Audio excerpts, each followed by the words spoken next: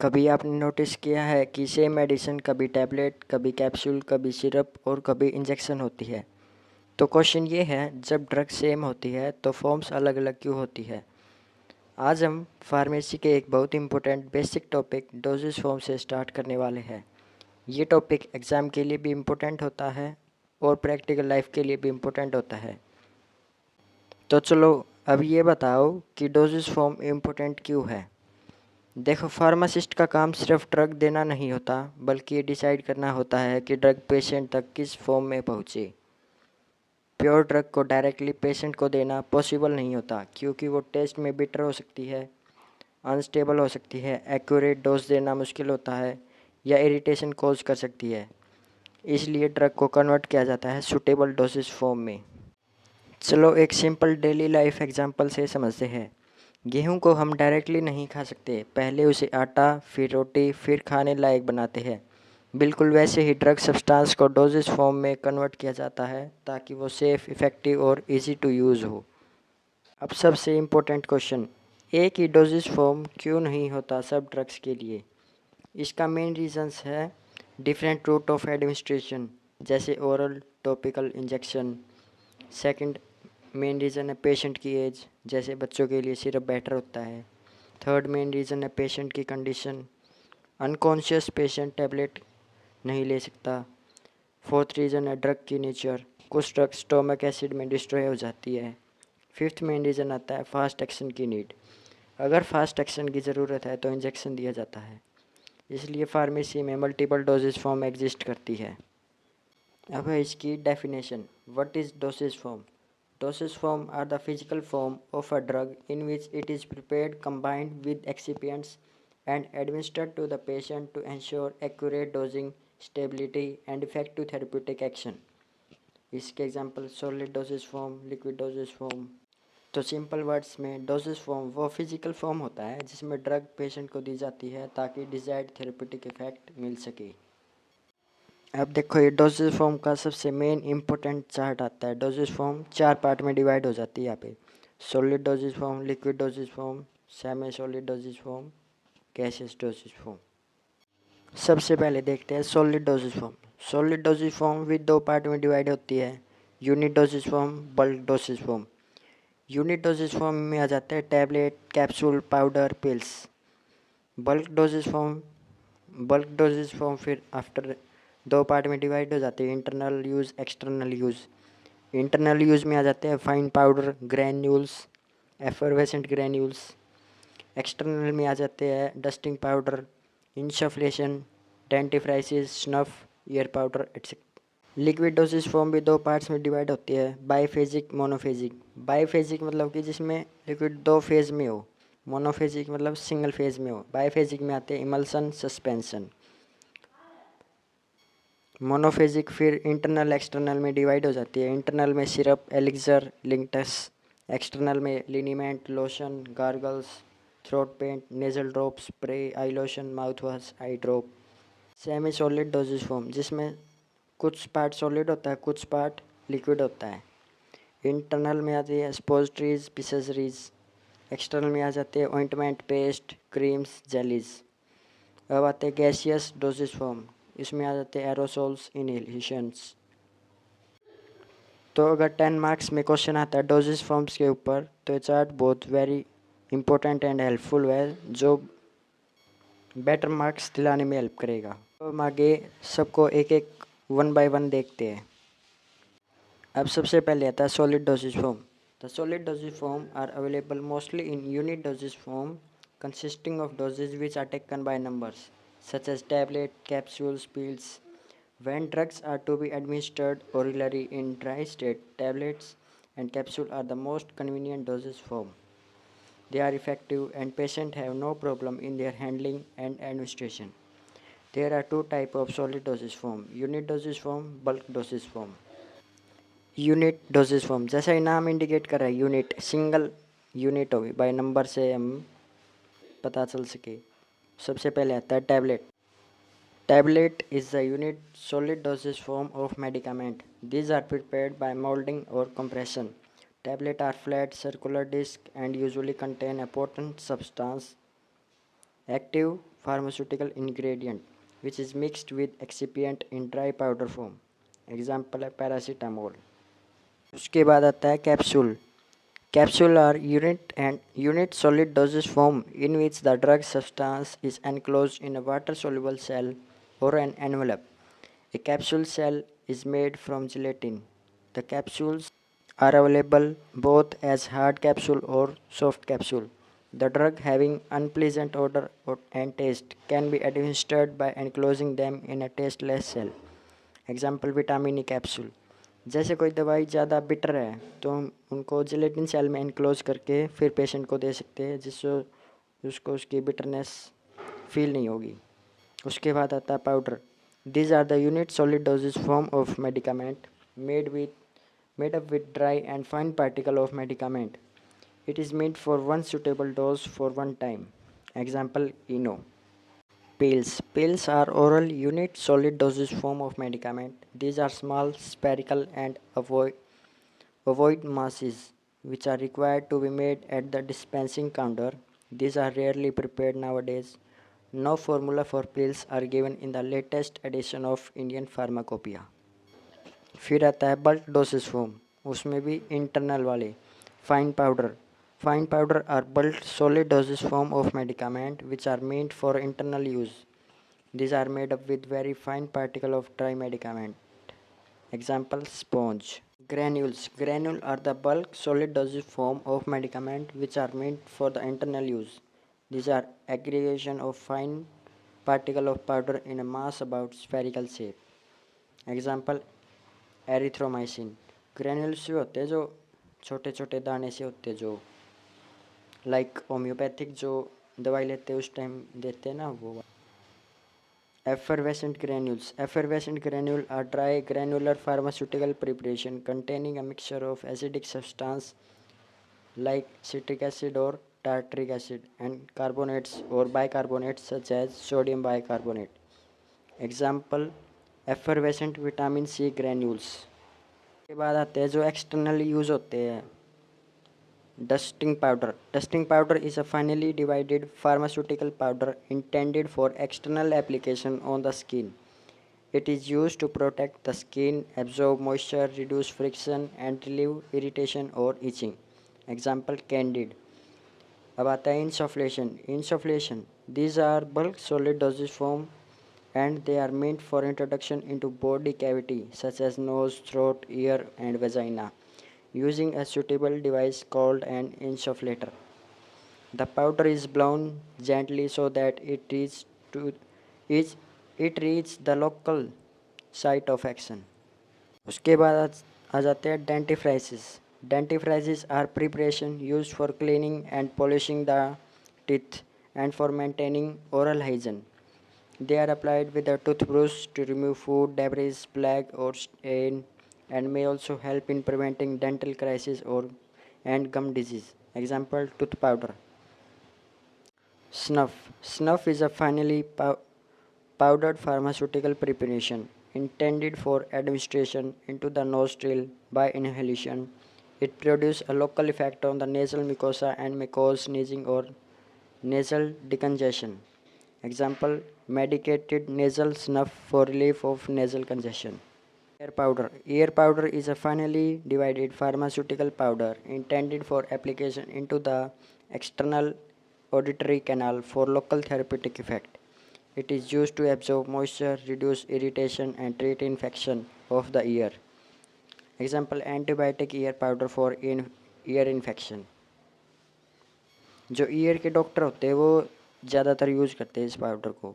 उसके बाद आ जाती है liquid dosage form. A liquid dosage form is a pharmaceutical preparation in which the drug is dissolved, suspended, or emulsified in a suitable liquid vehicle and is intended for administration to patient. इसमें क्या होता है कि liquid dosage form में क्या vehicle है जो वो लिक्विड हो जाएगा. अब ये फर्दर डिवाइड होता है मोनोफेजिक और बाईफेजिक में. Monophasic liquid dosage form. Monophasic liquid dosage form are pharmaceutical preparation consisting of a single homogeneous liquid phase in which the drug is completely dissolved in a suitable solvent or solvent system. Liquid dosage form में सबसे पहले आते हैं internal liquid doses forms. उसमें आता है सबसे पहले syrup. A syrup is a concentrated or nearly saturated solution of sucrose in purified water. The concentration of sugar is 66.7% weight by weight. The syrup are sweet, viscous preparation. The syrups containing medicinal substances are called medicated syrup, and those containing flavored substances are known as flavored syrups. Example cough syrup. फिर आते हैं elixir. Elixir are clear sweet and aromatic hydroalcoholic liquid intended for oral use. The medicated elixir usually contain a potent drug such as antibiotic, antihistamines or sedatives. Example piperazine citrate elixir IP. अभी आप ये बताओ IP stands for, comment में answer बताओ। फिर आ जाते हैं linctus. These are liquid preparation of medicament which are meant for internal use, and it is viscous and oral preparation that are generally prescribed for the relief of cough. Example codeine linctus. उसके बाद आ जाते हैं जो externally use होते हैं liquid dosage form. Liniment. The liniment are liquid or semi liquid preparation meant for application to the skin. The liniment are usually applied to the skin with friction and rubbing of the skin. The liniment may be alcoholic or oily solution or emulsions. Example camphor liniment. फिर आ जाते हैं lotions. Lotion are liquid preparation meant for external application without friction. They are applied direct to the skin with the help of some absorbent material. Lotion may be used for local action as cooling, soothing or protective purpose. Example calamine lotion. अब lotion और लिनीमेंट में ये फ़र्क है कि जो lotion है without friction apply होता है और जो लिनीमेंट विद फ्रिक्शन के अप्लाई होता है। फिर आता है gargles. Gargle are aqueous solution used to prevent or treat throat infection. They are usually available in concentrated form with direction for dissolution with warm water before use. They are brought into contact with the mucous membrane of the throat and are allowed to remain in contact with it for few seconds. Example potassium chlorate. Paint. Throat paint are viscous liquid preparation used for mouth and throat infection. Glycerin is commonly used as a base because being viscous it adheres to mucous membrane for a long period. Example iodine paint, इसको Mendel's paint भी कहते हैं. Nasal drop. These are aqueous solution of drop that are instilled into the nose with a dropper. Nasal drop should be isotonic with 0.9% sodium chloride having neutral pH and viscosity similar to nasal secretion by using 0.5% methyl cellulose. Example ephedrine nasal drop. फिर आते हैं sprays. Sprays are liquid pharmaceutical preparation in which vehicle may be aqueous, alcoholic or glycerin. These are applied to mucous membrane of nose or may be on skin with an atomizer. Example mousse spray, nasal spray. अब देखो आई lotion क्या होते हैं। Eye lotion is a sterile aqueous preparation intended to be use for washing or irrigating the eyes to remove foreign particle, discharge or irritant and to soothe the eye. Example sodium chloride eye lotion. उसके बाद आ जाते हैं mouth washes. Mouth washes का आपको पता ही होगा। These are aqueous solution with a pleasant taste and odor used to make clean and deodorize the buccal cavity. Generally, they contain antibacterial agent, alcohol, glycerin, sweetening agent, flavoring agent and coloring agent. Example इसके zinc sulphate and zinc chloride mouth wash. फिर आ जाते हैं ear drops. These are solution of drop that are instilled into the ear with a dropper. The solution is generally prepared in water, glycerin, propylene glycol and dilute alcohol. These are generally used for cleaning the ear, softening the wax and for treating the mild infection. Example phenol ear drops. उसके बाद आ जाती है हमारी next type of liquid dosage form, biphasic liquid dosage form.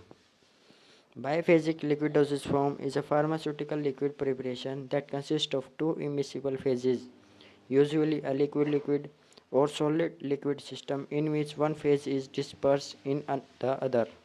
इसमें क्या होता है कि एक फेज़ दूसरी फेज़ में डिस्पर्स की जाती है। ये इमिसिबल होते हैं, जैसे दो इमिसिबल लिक्विड को मिसिबल किए जाते हैं, या फिर एक सॉलिड और लिक्विड वे मिसिबल किए जाते हैं। इसमें सबसे पहले आते हैं emulsion. An emulsion is a biphasic liquid preparation containing two immiscible liquid, one of which is dispersed as minute globules into the other. The liquid which is converted into minute globules is called the dispersed phase, and the liquid in which the globules are dispersed is called the continuous phase. Emulsifying agent is added to miscible to immiscible liquid. Example, liquid paraffin emulsion. अब इसमें देखो ये है कि एक liquid जो दूसरे liquid में डिस्पर्स करेंगे वो हो जाएगा डिस्पर्स फेज, और जिसमें दूसरा लिक्विड डिस्पर्स होगा वो हो जाएगा कंटिन्यूस फेज। और ये किसकी हेल्प से हो रहा है? इमल्सिफाइंग एजेंट की हेल्प से हो रहा है। फिर आता है suspension. Suspension are the biphasic liquid dosage form of medicament in which the finely divided solid particle ranging from 0.5 to 5 micron are dispersed in a liquid or semi-solid vehicle. The solid particle act as dispersed phase, whereas liquid vehicle act as continuous phase. Example, Ciplin suspension. और ये किसकी help से होता है? Suspending agent की help से होता है, इमिसिबल। फिर आते हैं semi solid dosage form. Semi solid dosage form is a pharmaceutical doses form having a consistency intermediate between solid and liquid, intended for external application on skin or mucous membrane where the drug is dispersed or dissolved in a suitable base. इसमें सबसे पहले आते हैं ointments. Ointment are semi solid preparation meant for external application to the skin or mucous membrane. They usually contain a medicament or medicaments dissolved, suspended or emulsified in ointment base. Example, salicylic acid ointment, etc. उसके बाद आ जाते हैं creams. These are viscous semi solid emulsion which are made for external use. These are usually contain a water soluble base due to which they can be easily removed from the skin. They are of softer consistency and have light weight in comparison to true ointment. When applied to the skin, creams leave no visible evidence of their presence on the skin. Example, calamine cream. Paste. Paste are semi-solid preparation intended for external application to the skin. The paste are generally very thick and stiff. They do not melt at ordinary temperature and thus form a protective containing or area where they applied. Example, aluminium paste. उसके बाद आ जाती है jellies. Jellies are transparent और translucent non greasy semi solid preparation meant for external application to the skin or mucous membrane. These are the three type of jelly: medicated jelly, lubricating jelly, miscellaneous jellies. Example, sodium alginate jelly. अब आ जाती है suppositories. Suppositories are semi-solid dosage form of medicament for insertions into body cavities other than mouth. They may be inserted into rectum, vagina or nasal cavity. These are used to produce local, systemic and mechanical action. Example, Conlex suppositories. suppositories पे पूरा chapter आएगा आगे जाके, तो अच्छे से पढ़ लेना। Pessaries are meant for introduction into the vagina. They are larger than rectal suppository and vary in weight from 4 to 8 gram or more. The pessaries may be conical, wedge shape or rod shape. Example, betadine pessaries. उसके बाद आता है gases dosage form. उसमें आता है सबसे पहले aerosols. Aerosol are pressurised dosage form in which one or more active ingredient are packed in a sealed container and on accusation are released as a fine mist spray or foam using a propellant. Example, metered dose inhaler, salbutamol inhaler. फिर आता है inhalation. Inhalation are liquid or gaseous dosage form that are breathed into the lungs through the nose or mouth to produce a local or systemic effect. Example, steam inhalation, nebulizer solution. एक और चीज़, आपको हमारे channel पर सबसे best और अच्छे content के साथ नोट्स से पढ़ाया जाता है जो आपको यूट्यूब पे कहीं और नहीं मिलेंगे। जैसे कि एक क्वेश्चन आ गया 2 मार्क्स का, तो उसमें कम से कम 5 से 6 लाइन तो लिखे, 2 लाइन में तो कुछ मार्क्स ही नहीं देगा एग्जामिनर। इसलिए अच्छे कंटेंट से पढ़ो तो अच्छे मार्क्स आएंगे। इसी के साथ थैंक यू। मिलते हैं आपसे नेक्स्ट वीडियो में एक और नए टॉपिक के साथ। तब तक के लिए थैंक यू, बाय बाय।